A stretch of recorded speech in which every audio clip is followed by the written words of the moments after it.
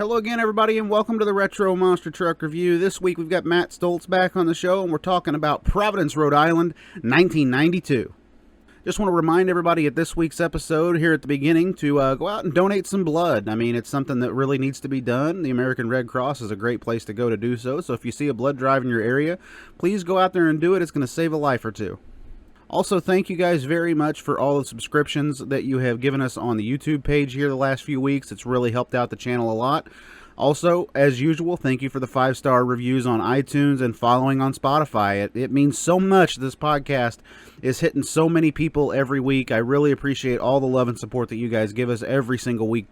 That's why I have guys like Matt come on this show, Jason Rona, Robbie Haught last week as well. Guys that have a plentiful amount of information to share about the old school monster trucks that we all know and love. Without further ado, let's hop into it. Providence, Rhode Island, 1992 for the United States Hot Rod Association.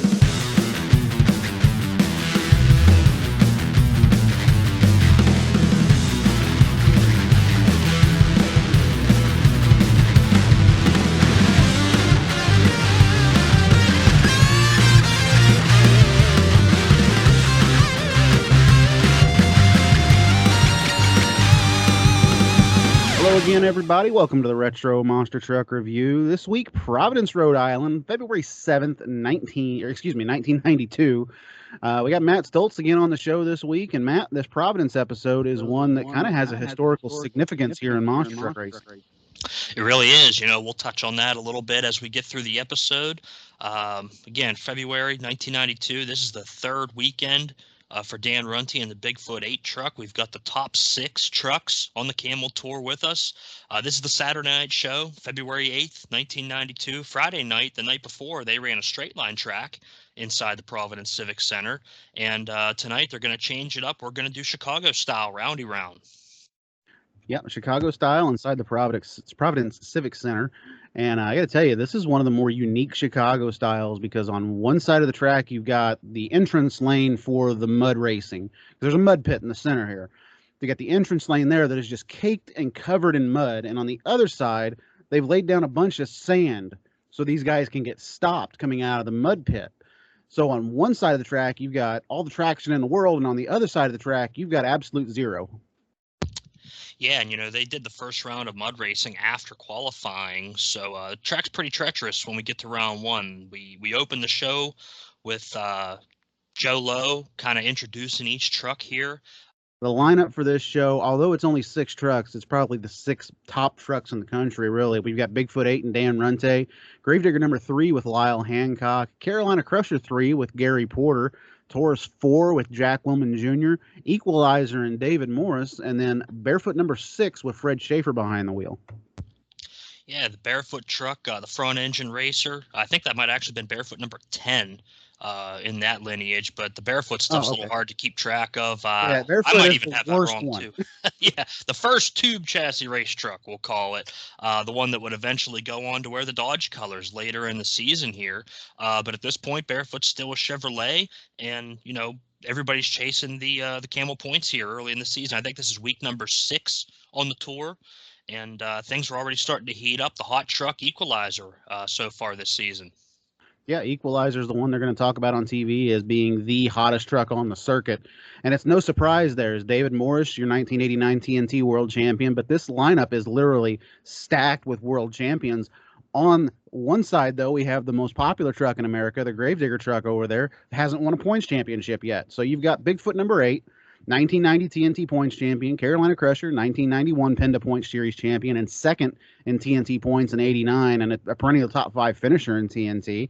Barefoot, 1990 USHRA champion. Taurus, 1991 USHRA champion. As we said, Equalizer, the 89 points champ in TNT, in second place in 1990. And then you've got Gravedigger, probably the most popular truck in the sport, a 2-time top 5 finisher in the TNT points series. So no slouch at all in this field. We'll call Digger the people's champion, perhaps, going into this one. I don't want to get any memes out there of the Gravedigger truck with an eyebrow raising over one of the headlights. All right. There we go. Yeah, I mean, and, the Camel guys, when they were involved with these USHRA shows, they tried to keep everything pretty even in terms of the billing and how the trucks were advertised. But at this show, I was able to see some home video at one point from this event, and Digger actually did get a special entrance with kind of some strobes and an interesting Grim Reaper type character calling the Gravedigger out from the tunnel. It was pretty cool. I'm not sure if they'll ever show that at the Hall of Fame again, but it was very, very interesting to see. And, we get into this Chicago style racing again, straight line qualifying, which is interesting. But, they just did quick time for qualifying and then go right into Chicago style for round number one. Yeah, round number one, Chicago style. I tell you, that inside Providence, with the amount of cars that they have here, there's 12 cars each lane.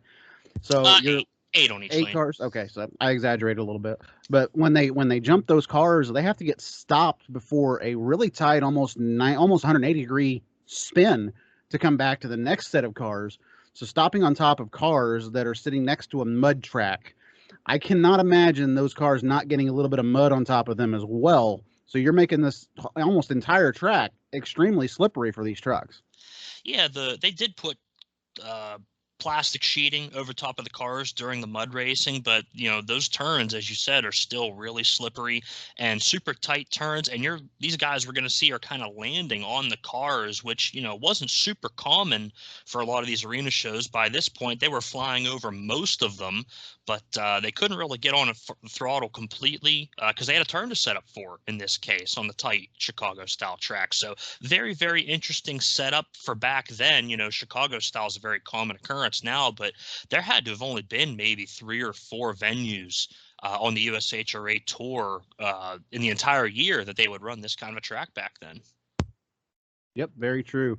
One driver here in the field is a complete rookie to television, at least, and that is, of course, Dan Runte behind the wheel of Bigfoot number 8. Dan had previously been behind the wheel of Bigfoot number 7. He earns the spot in Bigfoot 8, a proven championship-driven truck here on the USHRA Tour now. I got to tell you, I don't think they could have picked a better guy to put behind the wheel right there. He'd been accruing for Bigfoot since about the first quarter of '89. I want to say January to be exact. He first gets in behind the scenes at Bigfoot, and now here he is driving probably one of the top race trucks in the country. Yeah, it's Dan's third weekend in the truck. His first weekend was Worcester 2 weeks earlier, and then they go to Albany. And Dan's struggling a little bit here early on in the new truck, but, getting to the third weekend, maybe getting a little more time in the seat. Unfortunately, I think Bigfoot did end up last of the 6th in the points series that year. But, I'm not sure how things went throughout some of the later first quarter shows that weren't televised, but it must not have had a great break go Dan's way. But, we'll see how things go tonight in Providence. Yep, we certainly will. We get open with the broadcast here. As you said, Joe Lowe introduces us, and we go into the highlights of the qualifying passes. As he introduces each truck, it's the qualifying pass for that specific truck that he's talking about. When he says Lyle Hancock and Gravedigger, you see Lyle's pass, which was really a nose-high run, which was an awesome-looking run, by the way. But the trucks that really got to me and really looked good out there on the track were, of course, the two probably biggest rivals within the sport and this particular event, and that's, of course, Bigfoot and Barefoot. Both trucks look good, but from what I can tell, the Equalizer, I think, did take the number 1 qualifying spot, even though they didn't mention it. Morris really had that truck flying nice, low, and even over the cars at all the shows, and then picks it back up here again in Providence.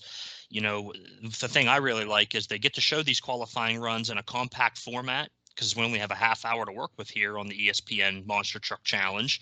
And they kind of roll right from that into the ESPN Speed World intro, which I always thought was great. And I don't know if it's the Speed World intro. I don't know if it's because it's from my childhood and I had these shows on tape, but I just love the way the whole intro kind of works with the music, and it kind of builds a little bit of tension here going into Ken Brew in the studio in this case. Yeah, and man, I could tell you, if they had that Speed World intro on Spotify, I could play it and rock out to it in my car. It's one of those intros that is just always stuck out into my head. And like you said, I don't know if it's from childhood or what, but it's a very catchy song, and that's a lot of the things that we see on Monster Truck Television anymore. As far as a good catchy intro, we don't see stuff like that anymore. So it was nice to see the Speed World intro again. Yeah, and that Speed World intro was a derivative of the Cat Stevens song 18th Avenue. So if you guys want to take a listen to that on YouTube, Spotify, wherever you want to listen to it, you'll hear part of that ESPN Speed World intro that evolved over the years. Just a little tidbit for you guys. I have it on my phone. I paid for it on iTunes years ago because it's a pretty cool song. Ken Brew mentions that Lyle Hancock, of course, and Dan Rente, might get a lesson from two veterans in the field, Fred Schaefer and Gary Porter. But don't forget about that world championship truck over there in the corner, and that's Taurus, the most recent world champion on the tour, and the hottest truck on the circuit is Equalizer. I mean, he's doing a good job here hyping up these trucks before we get into the pairings of round number one, which, of course, is Bigfoot and Equalizer. There's your 1990 TNT rivalry right there. Digger and Taurus seems like a rivalry that's starting to build up here. It doesn't matter who's behind the wheel of Digger or who's behind the wheel of Taurus. Each of those guys wanted to win every single time. And then Barefoot and Carolina Crusher rounds out your round one pairings here. Yeah, Ken always did a good job of showing the strengths of all the trucks when he was doing his segments. And, speaking about wanting to win, this is the point series. This is the Camel Mud Monster tour, and not all the USHRA events that year were Camel sponsored events. These ones in particular were, the trucks got show money for the weekend. And then in addition, there were $6,000 of purse money up for grabs each night and a $500 fast qualifier bonus. So, RJ Reynolds Tobacco Company was putting out prize money to let these guys go after those wins. And that's why the competition level was so high this year. It was the top 6 trucks at all these Camel shows, and they were all running for the win. And then the points at the end of the year, there's incentive behind that as well. So these guys are running hard every single night out. Bigfoot and Equalizer, your first pairing in round number one here. The thing I thought was a little bit funny to me, Matt, I don't know if you noticed it on the broadcast. The Bigfoot sporting 2 Ford flags, but one of those Ford flags has a giant Ford logo on it, and the other flag is, well, I don't know, a little bit smaller. I guess I used whatever they had there, right? They used whatever they had. I didn't notice. You didn't notice that at all? I did. I mean, that's the first thing I saw when it came out of the tunnel. I was like, wow, that one Ford logo looks giant compared to the other one. That's a cool fact. I mean, I've seen this show probably over 300 times because it was on a tape that I'd recorded as a kid. I never noticed the difference in the Ford logos. That's a good call. Every now and then, guys, I can get my eyes will work just right to where I can see something and be like, huh, that's funny. We get an unnamed interviewer here. Right? Nobody ever really has anywhere listed who this guy is, but he basically asks, hey, Dan Rente, circle track or straight track, which do you like better? And Dan, I like this better. There's more competition and a little bit more driver skill involved in it. And I can't argue with him there. I agree with Dan. I don't know. Unnamed interviewers always get me on these shows. You hear a voice, you'd like to know who is speaking. Who's speaking is Jim Clark, who worked for part of the ESPN crew. I'm not sure if he had anything to do with the live event at all, but he covered a lot of the events in 1992 for ESPN for Monster Truck Challenge, and he was on some Super Tracks episodes as well, interviewing the drivers. Ken Brew mentions his name sometimes at the end of an episode, but in this case, they don't really say who he is. But the guy's name is Jim Clark, interviewing Dan Runte here, and you see that Dan's kind of standing in front of Gravedigger at the edge of the arena. We'll get into that situation a little bit later. That interview was recorded after the first round. Yep, David Morris brings up something to start the show that Ken Brew might, excuse me, damn it, now I got to edit that. David Morris brings up something that at the start of the show, Ken Brew might not thought have been a problem, and that is the lanes out here. Morris talks about the lanes being different on one side and the other lane obviously having the mud on one side and the sand on the other. At the kickoff of the show, Ken Brew kind of says, hey, these are even. These lanes are even, and I think that they kind of missed the step right there as far as the broadcast goes. These lanes are obviously not very even. One side's going to have a lot more grip coming to the cars than the other. Yeah, you've got to go through both turns, in an entire run. So in theory, the track is even, but I think we're going to see the psychology behind how you run these races as we get further into the review here. Maybe we'll touch on that a little bit more. One lane closest to the end zone camera here is the one that I want to point out, and that's the blue lane that David Morris is in. As the number one qualifier, he's going to have lane choice, and he takes that blue lane, which is this really neat little isolation camera that we get right here, Matt. I like the camera angle pointed down. You can clearly see both lanes, both trucks, both tracks, as well as the mud track as well, is all framed into view. You don't necessarily see any crowd, but you do see the entire racing surface, and that's something that I really wish we would see more on television these days as well. Yeah, I like the end zone camera here, especially for establishing the beginning of the race here. And when we get into the Motor Madness days, uh, on USA Motorsports shows, they used an end zone camera like this for all the Chicago style obstacle course racing, they called it, in all those small arenas. And it worked really well. At least for the initial shot, you got all the action in one camera shot. They stayed on it for the whole race on those Motor Madness shows. And we flip back and forth here between some camera angles on ESPN. But I really like this end zone shot. I agree with you. Bigfoot actually has a big lead coming out of the first turn in this race. And honestly, I think it's because he had the first turn in the sandy area. When he comes out of the corner, Runte is out on David Morris. And when they come back around the corner, the bad news for Dan is that as soon as he goes into the muddy corner, he's trying to cut it as tight as he can. He bumps the turning pole. It's going to result in a DQ for Bigfoot. But if he doesn't hit that pole, it's probably the closest finish of the evening. Yeah, Runty takes down the pole, and something I have to point out here, that pole on that muddy end of the track is not located in the middle of the turn like it is at the other end of the shutdown area for the mud racers. They stuck that pole way over at the edge of the lane, so you had to enter that corner a little bit different than the first corner. And I'm not sure, if Dan, just didn't catch sight of the pole, or if he cut it just a little bit too tight, as you said. But the track isn't exactly, I'm not going to say it's not fair, because again, you have to go through both turns, but it's definitely not even end to end. Yeah, definitely not even end to end with that pole being where it is at. To me, it just looked like Runte tried to cut it a little too close to the pole. He just bumped it and it fell over, results in a DQ for Bigfoot going into the next round. Now we've got Equalizer as one winner. In the next race, we're going to determine winner number 2, and that's Gravedigger and Taurus. And like I said, no slouches in this lineup at this particular event. And Digger and Taurus is about as big of a race as you can get. Yeah, they hyped this rivalry up a good bit in 1991 on a lot of shows, as Digger coming in as kind of the new invader, the top truck on the circuit. Coming in from TNT, and Taurus had been established as a top competitor as well. Those guys went head to head a lot in 1991, and now here we've got Jackie Willman in what they're calling the brand new Taurus 4. I mean, in reality, it had been out for about 6 months or so, but That's still pretty new. Yeah, it's still pretty new. And then Gravedigger 3, Lau Hancock filling in for the injured Dennis Anderson, who had gotten hurt, at the prior World Finals in Chicago at the end of November in 91. So Lau filling in here the whole first quarter for Dennis, trying to do the Digger name good. Well, correct me if I'm wrong. When Dennis gets hurt, that's the one where it seems like his foot slips off the brake and he slides head on into the wall and actually rolls his kneecap. That's it. Split the kneecap in half. Dennis had to do a good bit of physical therapy and stuff to get himself going here. And Dennis would rejoin the tour with Gravedigger 7 like just a week or two after they finished filming these first quarter shows. He comes back in Winston-Salem for the first show, USHRA show with Gravedigger 7. And that was just a week or two after Minneapolis. So, it's unfortunate we didn't get to see Dennis through this first quarter. He was still rehabbing the knee down there at the Kill Devil Hill shop. Digger in the yellow lane, Taurus in the blue. As we go to the jump, no surprise that Digger is nose high. Digger 3, Digger 7, Digger 8. Those trucks always seem to want to launch nose high because of the short 132-inch wheelbase that they had.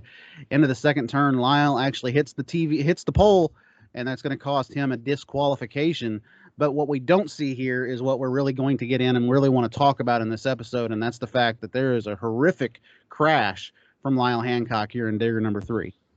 Yeah, getting into this run a little bit, we see Digger with a huge lead on that sandy end of the track first, like we did with Bigfoot earlier. But Lau gets a little bit out of shape over the blue set of cars, and Jackie kind of catches up in the air, but he way overshoots that yellow set of cars, slides all the way out to the wall, makes the turn, gets around it, but he's way behind at this point. And we see Lau come over this last set of cars, the side view shot right here at the finish line, which I think is a great camera angle as well. Gives you that dead on shot for the finish to see who wins in each case. And they would switch to that as trucks were coming to the finish. And as Lau's in the air, you see him kind of nose into the last car, and then we switch to a ISO shot of Taurus coming out of the last corner over the cars, and you kind of hear a lot of hooting and whistling from the crowd. but Joe Lowe just kind of says, Taurus is the winner, and they show Gravedigger coming around on a replay, hitting the turning pole again. He knocks the pole down, whereas Runty kind of hit the side streamers coming down the side that pulled the pole down with it. Yeah, Runty brushed it, and Lyle killed it. Yeah, Lyle killed it, and then we see the truck freeze in midair over this last set of cars, and they kind of just go into the next race. And being a historian of the industry, I felt we had to get into this just a little bit. I'm going to be respectful of those involved and what happened. But there's a reason why we didn't see this accident of Lyle's on TV. Before you get into that, let's describe the accident that Lyle actually has right here. Mm-hmm. He jumps, like we said, he noses into the last car. The truck bounces into a long bouncing sky wheelie. He lands on the rear end, and then the truck immediately shoots up onto the nose and actually crashes into the giant wall they have right there, which houses a bunch of seats inside of it for the retractables and everything under there. Lyle runs roof first right into these, and you can see people scattering. And then later videos that had been produced and edited and thrown out there with this, you see people scattering to get away from the truck, and Lyle kind of bounces back into the arena right here. He never gets into the stands. But no, just the look of it is horrific. You've got the camera guy right there head on with the truck coming in, and man, the huevos on this guy for holding on to that camera with the truck coming at him like that is spectacular. And they would end up showing that crash from the end zone shot many times throughout the 90s. They talked about it on Digger Domination, the VHS, and a lot of other incidents too. The first time that we would see it from the side view shot would be on Motor Madness in 1999 as a collision decision, Maalox Minute, one of them little segments they did, showing that crash. But again, there's a reason why we didn't see it here on the ESPN broadcast, and it has to do with some of the things going on at the time. This episode again happened on February 8th, 1992, but it did not air on TV until August 14th, 1992 was the listings I found for this race. It had been produced in either late June or July because Ken Brew's studio shots show some pictures of Barely Tame in Louisville in June. But I'm just going to touch on this a little bit and we can move on. But the deaths of spectators, Lester Gilliam and Todd Abbott at monster truck events in March and June of 1992, had put a lot of national media attention on the monster truck industry. And as a result, the accident was not shown here because this was still fresh in a lot of people's minds. And with the safety of monster trucks in doubt from the national media, it was not wise to show any situation that could potentially put fans in legitimate danger. And I don't believe anyone was hurt in Lyle's accident, certainly. If there was, it never came to light. I think everybody was okay there. And again, the crash would be shown, in its entirety in later years. And shortly after this accident and, the other incidents that happened throughout the summer, the USHRA events started featuring much larger safety holds, and industry events would get a wider implementation of remote ignition interrupters. USHRA was using them already, and there was a lot of fair shows and stuff that weren't, but it really became more widely adopted here. And overall, monster truck racing has proven to be one of the safest forms of motorsports entertainment in the aggregate over these past 40 years. And it's a testament to these guys that have developed these safety systems and, promoters like US Hot Rod Association doing the safety holds and such that they do, learning from any potential incident that could have happened. They saved a lot of people in Vegas. When Captain's Curse went into the stands, the safety holds did their job there. Phenomenal job from all the safety workers and all the people that developed those standards in the monster truck industry. I can't echo that sentiment enough about the safety holds and everything that has been brought into our sport to help provide safety for our spectators as well as safety for our drivers as well. One thing I kind of wanted to point out here, it's not necessarily towards the spectators, but it's towards the drivers, and that's the fact that after the accident that Dale Earnhardt had in the 2001 Daytona 500, it seems like every driver started to go to a Hans device, and that really helped out as well. Monster truck racing in our sport, there has never been a death of a driver behind the wheel, so that just echoes the safety that we have in our industry. For sure. And that Hans device, I can say, does its job. I've ridden with Dennis Anderson in the new Extreme King Sling ride truck, and Yeah, you're yeah, yeah, you're yeah. you're fully restrained in with that Hans. My helmet did not move one bit on the jumps that we were doing. We were about 8 to 10 feet off the air, kind of equal to some of the racing hits that you would take in a smaller arena, but certainly nothing like the big sky shots these guys do. I don't know how they do it, but the restraint systems do their job. But anyway, they kind of cut right into this next race here. Not mentioning the accident at all. We go to Barefoot Carolina Crusher, last run of round number 1. Yeah, Barefoot Carolina Crusher here. This is on paper probably one of the races that you're really looking forward to as well. I mean, honestly, Matt, look at all three races in round number 1 here. You're probably looking forward to each one of them. But this one, I don't know. This is the one I kind of circle on paper. Is this could be the sleeper? And unfortunately, it's a sleeper for one of the trucks in this race. Is Barefoot has a dynamite run here. Fred puts out onto the track here. It's muddy on one end, covered with sand on the other end, of course. That's what he says. Fred's also reminded there's a full house in attendance here, and he goes, "Oh, I always get crazy for the big crowds." Yeah, Fred pointing out early the differences on the ends of the track, and knowing that there's going to be a different track condition at each end here. We see the trucks kind of take off, and boy, you hate to say it's over on the first hit, but Porter takes just an awful bounce in the wrong direction, and you can see the suspension's just way too soft. Yeah, he's leaning from one side to the other. Got a lot of body roll with the truck. Makes you wonder. I don't know if that truck had sway bars on it, but it certainly needed them at this point because this truck's just leaning one side to the other. Very, very uncharacteristically sloppy run from Gary Porter as Fred Schaefer's basically on cruise control to victory. And the one thing I noticed from Fred's truck is it seems to get through the muddy end of the course much better than any other truck did the entire night. Oh yeah, Fred was flossing the entire run. I didn't time these runs out, but you could tell he wasn't pushing the truck super hard once he got into a lead. But I think that kind of helped him. He just kind of drove the course, and he had a quick run. Getting back to the Carolina Crusher side of things, Gary had kind of a rough first quarter up to this point as well, getting knocked out early at a few events, tore the truck up in Oakland. But he would shortly after this rebuild Carolina Crusher 3 with a longer wheelbase. He'd move the shocks outside of the chassis on the front end. It would really stabilize the truck a bunch. And I'm not sure if this turning course, had any bearing in that decision or not, but he definitely got the truck performing better after the rebuild here, and the turning courses became a strong suit of his after. Ken Brew recaps round number 1 here, noting that experience did play a key factor here on this course. David Morrison Equalizer advancing to round 2 because the youngster, Dan Runte, got a little excited. I always found that funny. He calls Dan Runte a youngster. It's hard to believe, as many years as Dan has been involved in the sport, that he's considered the young guy here against all of these guys. Taurus and Barefoot also advancing. And I got to tell you, who's going to be the fast loser right here was one that kind of made you think as they would go to commercial. I remember watching this as a kid and thinking, well, if Digger DQ'd, Bigfoot DQ'd, Carolina Crusher it seems like there was something wrong with that truck. I wonder what's going to happen here as far as the fast loser. And of course, when they come back, it's revealed, hey, Bigfoot's going to come back. Yeah, and I don't have a competition rule book from this year in 1992 for USHRA, but they did have some rulings back then that were called a minor infraction. And they would cover this a little bit on some of the Monster Wars shows and some other events where if you missed the cars with the front 2 tires, it was considered a minor infraction. You were DQ'd for the run, but you were still eligible to come back. And I'm guessing that this turning pole situation must have been considered a minor infraction also, because Bigfoot's run was obviously way faster than Carolina Crusher's. He comes back as the fast loser.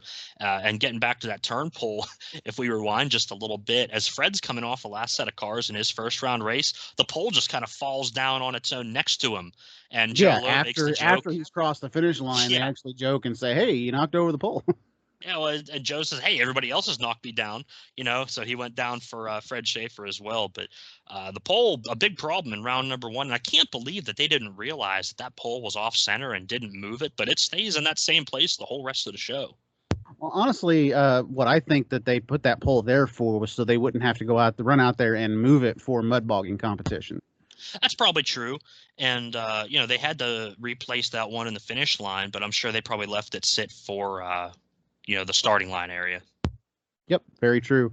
Your pairings here for round number 2, a.k.a. the semifinals. We got Taurus and Equalizer which is a TNT fan's dream matchup right there because you never saw Taurus and TNT other than Bowling Green on television.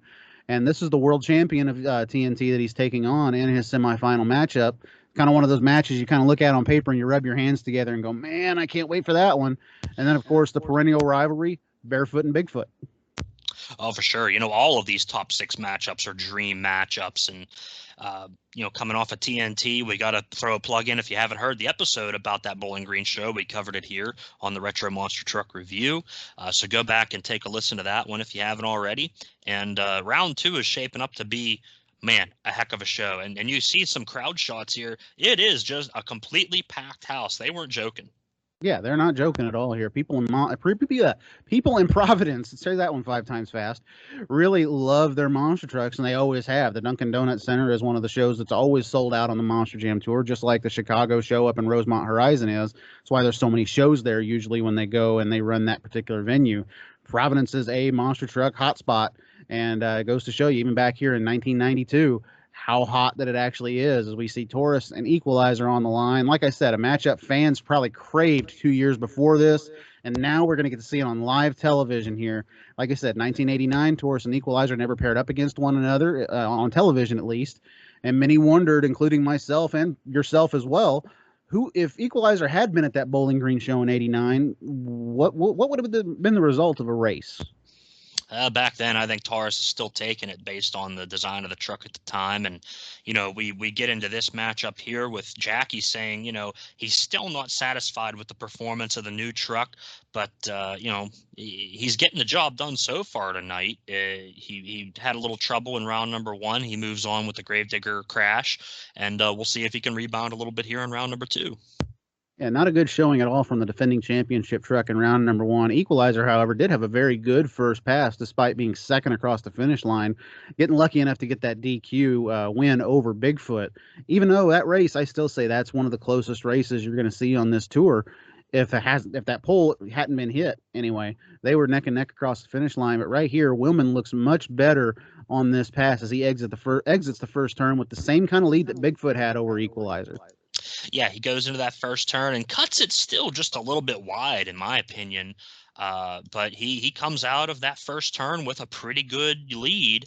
We switched to the side view shot here, and Jackie's over the cars before, David Morris even gets to his cars. So it looks like Jackie's got it in the bag, but we switch back to the end zone shot here, and Jackie looks like he's getting around that far turn pretty good. But boy, Morris is making up time in a hurry with that grippier sand. Flings the truck out of that final turn, and these guys end up just about even at the finish line.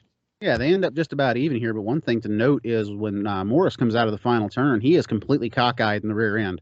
The truck is not straight in the rear, and they're going over that finish line jump. It makes you wonder if David knew that he was a little bit behind as far as catching the rear steering up, and if he didn't back out of it just a little bit, because Taurus does get the win here by about, I'd say a half a truck maybe over the finish line. But like we said, Equalizer's in a little bit of a situation in the air. Yeah, I mean, a half a truck length after that difference is a huge amount of time for Morris to make up.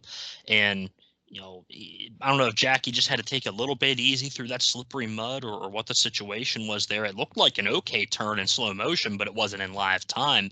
And like you said, Morris comes out of that last turn with the rear steer cocked still, but you can tell he's got the throttle buried. The sand is flying off the tires. It just wasn't quite enough to reel in the Taurus machine.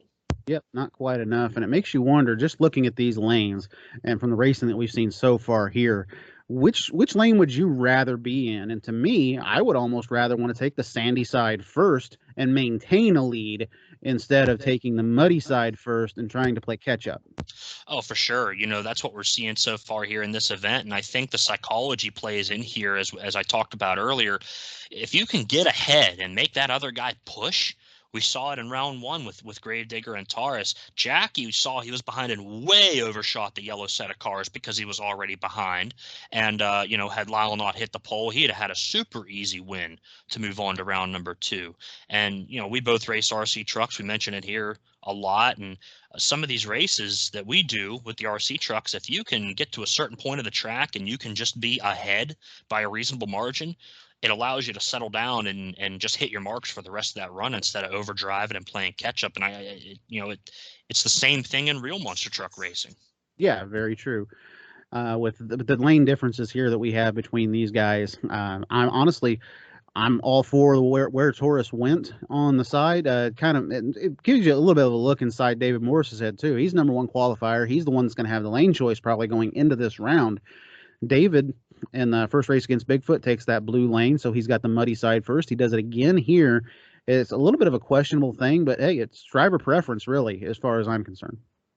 Yeah, David had talked earlier before his round 1 race about trying to start on the side that gives you less air, which was the blue set of cars. But we also saw a hole develop in the blue set of cars that kind of, messed some guys up. So again, you got to race the whole track, and in theory, it ends up being even. But I think having that sandy turn first is a big advantage for anybody that can get through it quickly. Yep. Next race, round number 2 here, semifinals. Who's going to take on Taurus? Is it going to be Bigfoot or Barefoot? Ironically, it comes down to these 3 trucks yet again. It seems like we talk about this a lot on this show, and that's the little bit of a rivalry. They're all within about 45 minutes of each other. Bigfoot St. Louis, Barefoot Pontoon Beach, and of course, Taurus over in Granite City, Illinois. They're all kind of right there bunched together. Comes down to these 3 trucks again, and arguably these 2 trucks look the best in round number 1. They did. And, we see the Jim Clark interview here with Fred Schaefer asks him as well if he prefers the circular track or straight track. And Fred says, the older drivers like me has got a little more experience on the circular track. And because of that, he feels his truck's a little bit more prepared because of his experience. So we'll see how that works out here in this race. And then we go from Fred's interview to an establishing shot of Bigfoot heading to the line. And man, the truck just looks so beautiful here. I have to point it out. It looks just like the fresh rebuild that they just did on the truck. It looks nice and clean, sparkly under those lights. Looks nice and clean, very sparkly under the lights, but has 2 big mismatched Ford logos on the back of it that just throws it off for me. Yeah, the flags aren't flying straight out there, so maybe that's why I didn't see it so much. And we go to another segment of the Jim Clark interview with Dan Runney, which we see Gravedigger, near the wall here, which we now know is after the Gravedigger crash as they're trying to figure out what to do. They went and, I guess, interviewed a bunch of the drivers while that was being figured out. And, Dan's given his take on the situation going into the next round here. And the trucks start off pretty even, at least over this first set of cars. Yeah, they start off pretty even. But one thing to point out is they come out of the first turn. Barefoot, again, takes the muddy side of the track, takes the sandy side of the track and comes out with a pretty, I'm getting it all wrong again here, Matt. I want to say Barefoot takes the muddy side first and gets a very good exit on that corner, where Runtate is a little bit slower on the sandy side. Well, Fred does take the early lead over the cars, but boy, Runte cuts a super, super tight corner here in the sand. And by the time we get to the second set of cars, Runte's got a pretty good lead. I'm watching him go over the cars here. Almost the same situation as the previous race, where Runte's coming off the cars as Fred's just hitting the ramp. And we see it here again. Fred buries the throttle, over jumps the yellow set of cars and slides way, way, way out into the sand and actually gets the truck rocked up on 2 wheels as Dan's making his far turn in the mud. Yeah, but I got to tell you, if he could get that thing to have slid right there and not hooked up onto 2 wheels, what a freaking turn that would have been. It would have been a good turn, but still so far out. And we see the difference here coming to the finish line. Runte has a rear steer issue similar to David Morris, where the rear end doesn't recenter itself, and Dan has to kind of drive the truck back straight manually. Just barely gets it over the cars legal, hits, both front tires on the first car, and then keeps 2 side tires over it. But I'm watching Bigfoot here at the finish line, and Fred's tires just coming into frame. So it wasn't necessarily a super tight race, but it was a very exciting race. Yeah, it was still exciting for the fact that both of these guys are on the throttle very hard. Bigfoot, with a weird exit that it has with the rear steer cocked out to the side, it almost makes you wonder if Dan didn't even bother centering it up because he saw the trouble Fred was having. Well, you could tell he was trying to drive it back here because he does get the rear steer kicked and straightens the rear wheels out, right as he's approaching the cars. But he was kind of on an angle. Thankfully, kept it a legal run. And man, those cut Firestones on that dusty concrete, he almost slid into the tractables again. Yep. Ken Brew calls the semifinal round racing here the best of the season before they go to commercial and before the final round here. Upon returning from break, Brew states that the USHRA brought the 6 best monster trucks in the entire world here to the Civic Center and said, "Have at it, guys." I think that would have been better suited for the intro, but I just love that quote right there. "Have at it, guys." Almost, it sounds a little bit more like somebody from NASCAR saying, "Boys, have at it." Yeah, I mean, he says they built a great racetrack, and the way that Ken kind of sets the stage here, I really like, because you only got 6 trucks in this show, and he finds a way to make the storyline feel, I'm not going to say more important than it is, because it is important. It's a big points race with purse on the line, but he's able to fill a little bit of time here and build the suspense and kind of tell the story of how things went, how things are going, and how we are going into the finals now. Saying that, Taurus has been losing time in the turns, so the edge has got to go to Bigfoot, I think. I think. I love it when he says, "I think." One thing that he does get wrong here, and it was just a minor little nitpicky detail of mine, was that he says that Jack Woolman and the new Taurus, and he's taking on Dan Runte in the latest version of Bigfoot. Not the case for the Bigfoot team. Bigfoot 8 is not the newest and the greatest anymore, as they've got another couple of trucks coming down the pipeline that are going to kind of take over that moniker. But Runte is certainly in grade A equipment alongside Jack Woolman Jr. here.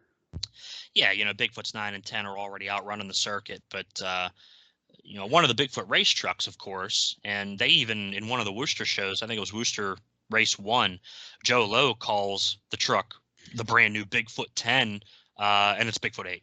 But he explicitly says it's the wrong truck by number. And one of the things I always found interesting about, especially Bigfoot's 8 and 9, not quite so much 10, but we see Runte coming in, and he goes down the side of the arena of the same side he's starting on. And man, he cuts that truck into a U-turn.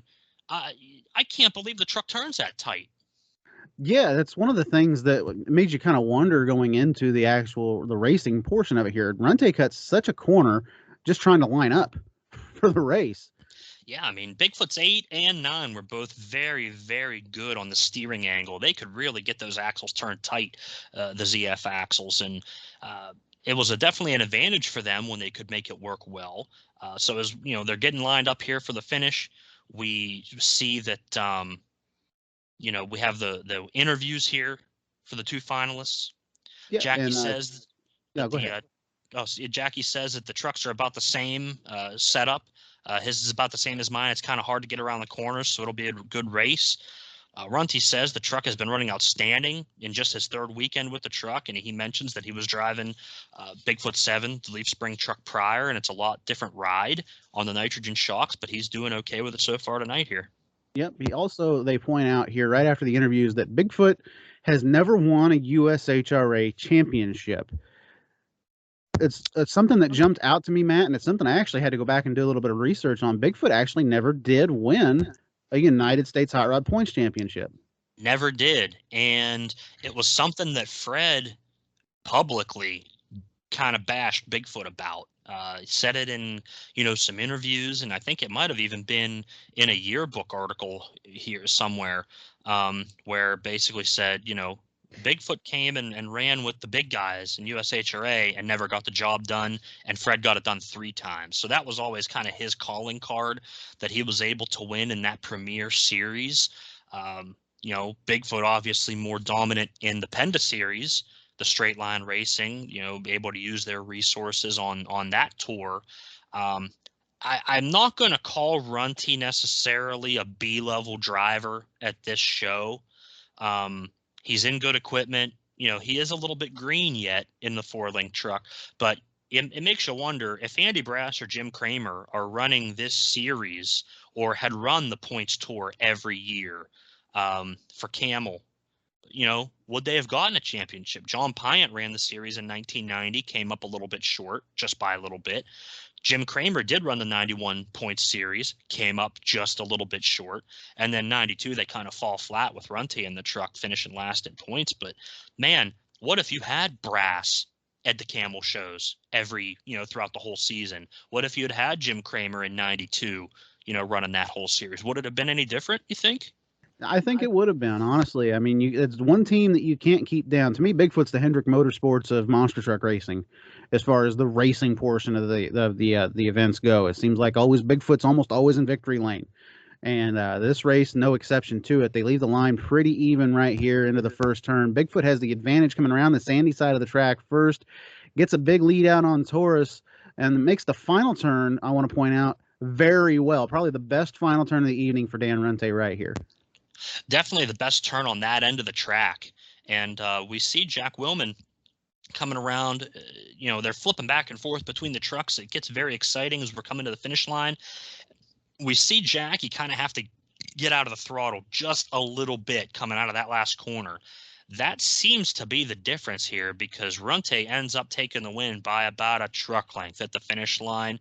And boy, you could hear the big engine on Taurus screaming heading to that final jump, but just couldn't quite get the job done. Runte is your winner. Yeah, and just to point out here from Jack Willman Jr.'s side of it, as Dan Runte's got a little bit of a lead over that first turn, out of the first turn, over the first car set. It looks like Willman actually overjumps again going into the final turn.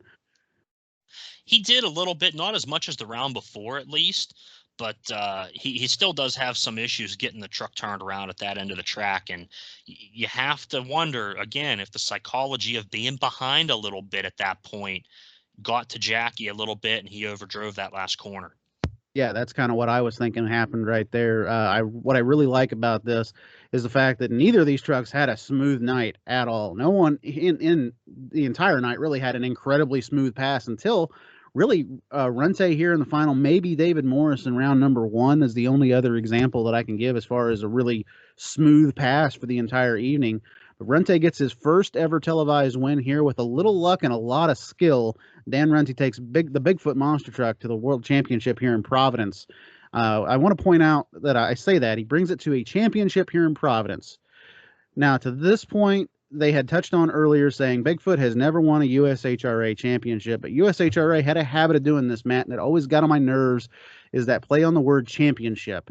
They mentioned that Bigfoot had never won a USHRA championship, but at the end of the night, oh, he's the champion. No, he's the winner of the race. He's not the actual champion. Yeah, he's the event champion anyway. And yeah, they could have phrased it that way, but they never did, and it always made me wonder as far as like the average viewer tuning into the race. They're like, oh, hey, he finally won a championship. Yeah, it's a little bit confusing there, I suppose. And we see the replay package here. We see Runte making that final turn. It's something I noticed, and it's because things are so different now. If you look at the ratio of how wide the truck is to how long the cars are, boy, it'd be nice if we could get big iron like that out on the tracks nowadays, because those cars are like twice as long as the trucks are wide. And now we're hitting like Chevy Malibus and stuff that the tires are kind of hanging off either end of the cars. But Runte's running over the trunk and the middle of the roof on the lead car here. Something I found interesting. Yeah, it was pretty clear back in the day whenever you would have that 2-and-2 rule about keeping your tires hitting both fronts on the first jump there. It's pretty clear. These days, it's so much tighter if they do that. They almost have to do what Monster Jam did a few years ago, and that's have the long ways cars, and then right beside it, they have the horizontal car in front of it to kind of widen the lane back out. I always kind of liked that setup. They only ran it for a little bit, but I always thought it was a smart idea to kind of get it back to the way it was. And, we finish out this replay package here and we see a cast of characters. Thankfully, I was able to identify all of them here. We see Runte walking across the event floor, shaking hands with Mike Speller, and then Rich Schaefer, and then he gets a hug from Kenny Kelling and a handshake from Eric Meager. Man, a bunch of important folks in the history of monster truck racing, both from an operational and driving standpoint, all there in one shot. And, we go from this elation of Dan Runte getting congratulated everybody to what I found was a very interesting juxtaposition. We see Jackie Willman kind of not sobbing. He's in a very somber mood. I'm guessing he was probably actually listening to somebody talking up to him in the truck, but it makes him look like he's kind of pouting and just sitting there in Taurus, with his head down. Yeah, I think he's probably either talking to his dad or maybe somebody that's crewing with him that weekend, and they're asking him how the truck was, what happened to the truck, what can they do to the truck to make it a little different or something. But it seems like they're having a little bit of a racing discussion. But the way he's leaning out the window, he's kind of got one arm hanging out the window and his chin on the arm. He's kind of looking down. I love the analogy that they use here, and it's the old one that's always a classic one: the thrill of victory and the agony of defeat. Hmm. Big feet in this case. A very large feat that stomped over a bull in the finish right there. I love the interview with Dan is kind of funny here. He says, "Hey, I'm really happy. I'm happy, but I couldn't be any more happier." Hey, that's the elation. You just took your big first TV win, and he thanks Ken Kelling, his crew chief, for telling him to make the corners tight because you're going to slide in the corners. And whether you feel it or not, you're sliding. Yeah, And Jim Clark, I think, gives one of the most prophetic statements that I've seen in an interview. He was probably just being kind of cordial to Dan in this moment, having just won his first race. He says, "Going to be a lot of wins for you down the line, Dan, but I guess you'll always remember this one as number one." yep. Yep, that's a very good quote there from Jim. What I like about what Dan says here is the very end. He goes, "The Ford Bigfoot did real good. He's already getting the sponsor plugs in there for Bigfoot." So Bob Chandler's smiling from ear to ear on that one. I got to tell you, to end this episode off, we get a highlight from another event, which is something that's always been cool and something that the USHRA or Monster Jam will break out every now and then. They kind of for you younger fans that might be listening, the Around the USHRA segment that used to air on Monster Jam on Speed. We kind of get a little bit of that right here as we get a highlight from an event in Oklahoma City featuring King Crunch and Barely Tame in the final. But some of these trucks and some of these drivers are names that you don't hear very often. But the one name that popped out to me, and they introduced him as an up and comer, Scott Stevens and King Crunch. Yeah, they kind of dip into the mailbag, Ken says, which they would give the address every now and then on the show to write in. 477 East Butterfield, Suite 400, Lombard, Illinois 60148. And I just happen to know that off heart, watching this enough times. But they would say, this viewer asked, do we still have monster truck shows from the USHRA that don't feature the top 6 trucks? And they go to another letter saying, we'd like to see some other monsters doing their thing. And that's why they kind of pitch this to another event that doesn't feature the headliners. Kind of what you'd call a B-level show at the time, because it wasn't one of the Camel Points races, but they were, they had the full Mud and Monster setup with some pretty good trucks here. Barely Tame, Master of Disaster. You've got the Auto Value King Crunch, the new Auto Value Racer with Scott Stevens. They're calling them all up and comers. We also had a Barefoot truck there with Doug Harland and Bad Medicine with Don Van Loo was there, and a 6-truck lineup at a full arena event here in Oklahoma City. They did a similar setup where they ran one show straight line racing. The next night they did Chicago style, and we get to see the Chicago style finals here. Yeah, and one thing that jumped out to me about this particular little highlight in general is Doug Spanier behind the wheel of Barely Tame. Never did really see that very often, but every now and then Doug would just hop out of Master Disaster and throw another driver in there. And this time with Barely Tame, though, he goes out there and puts a big time whooping on Rob Grossman and King Crunch. He really does. And I think Doug kind of hopped in Barely Tame more full time in 1992 and kind of had some other guys filling into the Master Disaster. Barely Tame's looking really, really good. It was always kind of the second truck for Doug. But I think he may have rebuilt the truck at some point. It has a little narrower stance, sitting a little taller. The suspension working really good on it now. And boy, Doug just greases Rob Grossman in the Auto Value King Crunch here. And one thing to point out too is that Auto Value King Crunch truck is a very proven truck. Even if a different driver behind the wheel, that truck, that was the one that ran in TNT. That was the one that's going to run in Penda here in the next month or so, whenever this goes on the road. I mean, it's a truck that, like I said, very proven, and it goes out there with Barely Tame, and Doug Spanier puts a whooping on it, just driving in third gear around the track. Yeah, he did a nice smooth run. Doug kind of bragging on himself a little bit, said he had the race down to a science, and knew he had the race at the halfway point and just put it in third gear all the way. And we finish up the highlight package here from Oklahoma City. And we go to the final commercial break, and I found it interesting that they would always take this last break a lot of times after the racing was already done, and say, we'll wrap things up when we get back. And really all we get here is just a few still shots of Bigfoot coming back from commercial. Ken says, hey, once again, Monster Truck Challenge is the best bargain on TV. 2 champions being crowned for the price of 1. And we get the finishing shot of Runte getting those congratulations again. But it's a very, very quick, like a 25-second wrap up, after that last commercial. Got to get the sponsors in, of course.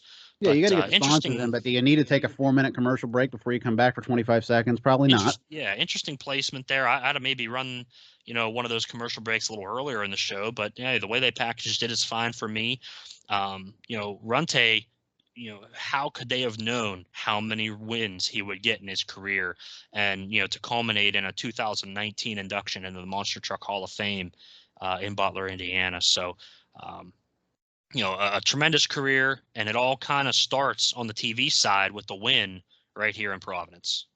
Yep, the win right here in Providence catapults probably one of the greatest racing careers in monster truck history, and that, of course, is of Dan Runte and his tenure behind the wheel of Bigfoot. I got to tell you, this show, the one thing that it really lacked for me, Matt, was, and I know Jim is doing, we now know, thanks to you, that Jim is doing the pit reporting here. However, I really think that it made a big lacking hole in this broadcast when you don't know the name of the announcer. And he also really doesn't, I mean, he does have that one little statement there about Dan at the end, but he doesn't have anything that really makes you want to remember his name or want to remember what he says. Yeah, it was always kind of just spliced in footage and from these interviews, and it is what it is there. But overall, I mean, if I had to give this show a score, I love this show. It was one of my favorites as a kid. Bigfoot getting the win might have been the only win at a camel show on 92. Brass won a show or two that was televised for ESPN that was not a camel show, but Runte gets his only TV win of the year. I'm giving it a 9.5 is my score. We're way off on the scores there. I give it a 7 out of 10, just from some of the stuff that I thought a couple of inaccuracies that they had in the broadcast as far as the Bigfoot truck goes, whenever Bruce states that it's the latest and greatest, basically, from Bigfoot. I don't know. That rubbed me the wrong way. The fact that the pit reporter, like I said, is nameless and faceless. They don't say his name. We know now who it is, but like I said, I didn't know who he was, and I didn't really think that he asked really the hard-hitting questions or really worded it the way like a guy like it really made me miss Army Armstrong. We'll put it that way. Not having a strong guy right there to kind of lead in from an interview to the next round of racing. That was just kind of the thing that jumped out to me. Like I said, 7 out of 10 for me, but I agree with you 100%. This is still a fun watch to this day. Oh yeah, and the shows are certainly packaged very differently, where you've got this kind of format that's pieced together afterwards with, you've got recording done at the show, you've got, the interviews done on the floor, and they've got all that together. And then they do Joe Lowe's voiceover at a recording studio somewhere separate later on, because Brent Kepner was the live event announcer here. And then we get Ken Brew months later, I'm guessing, doing, this little setup here in the studio. I'm not sure where that studio was. Maybe it was in his hometown of Cincinnati. I don't know. But because he was a newscaster, for many years. I don't know if they leased some space out. I don't know where they did this. But they did a lot of these shows from this studio environment that were kind of edited together and aired later in the year. You see a lot of the earlier shows in the season, Ken would be on location in Louisville, in the pits doing interviews for a lot of the other shows. He was in Raleigh, and then he was actually in the Cincinnati arena. They didn't televise that show, but he did some TV spots from there for the other shows that were televised. So you can kind of piece together a lot of these shows when they aired based on when they did all the production work for them. And I have some resources available to me that the newspaper archives that I subscribe to, I was able to find the listings for this show as well to see when it aired. But a totally different production than your Trucks and Tractor Power, which was all kind of done on location, not live to tape necessarily, but finished within a few days of when it happened. Yeah, and honestly, I prefer the Trucks and Tractor Power broadcast because it gave you that feel of a live event, even though it really wasn't a live event, because you had Army Armstrong there on location as well as doing color commentary with Right. Gary Lee. It made it just feel like it was a big time race. This one, some of the interviews kind of get me, and I'm not just trying to throw Jim Clark under the bus by saying all that. One thing that got me was the fact that every single interview, like Jackie Woman, when they're interviewing him, he doesn't move. He's in the same location for every little interview that they do, other than when he's shown at the end of the race, kind of leaning out the window of the truck. They don't interview him, but still, that's literally the only other time that you see him. The Yeah. camera position, everything is all the same for everything that they ask him for in all of his different segments that he has throughout this show. A little bit of the same thing with Runte, like you said earlier when he was standing in front of Digger. Well, I'm thinking that they kind of did all those interviews in one shot, and they kind of cut them up and put them into the show. I think Runte, you've got two different places, but yeah, Jackie's stuff's kind of all together, and Fred's, interviews are all in one spot. I think they kind of spliced the interviews apart and used them in different segments. Yeah, that's what they did, and I don't know. It's just they could have moved Jackie to the right a little bit, or moved him to the left a little bit, made it look like a different shot, other than just the same establishing shot that's going to get played throughout the entire episode. Because by the time they interview him for the first round, he already knows what's going to happen in the second and third round because we already know the camera position is the exact same on him. There's no changing there. It's just something that I noticed. Average viewer might not notice it, but to me, a nitpicky guy, I'm going to notice that. And that's the first thing that popped into my head after this was over with was like, man, why didn't they just move into a little bit of the left, a little bit of the right or something like that to try and make it look like a different interview? Yeah.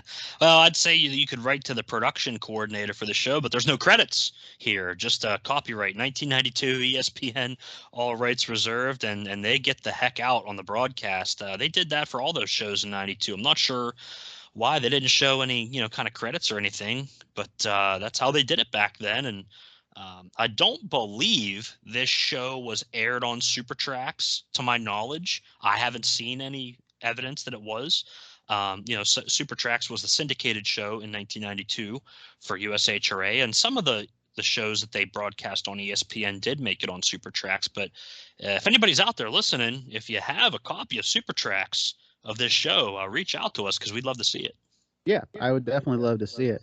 That's going to do it for this edition of the Retro Monster Truck Review, Providence 1992. Hope you all enjoyed this episode, and we'll see you guys again on the tracks across America.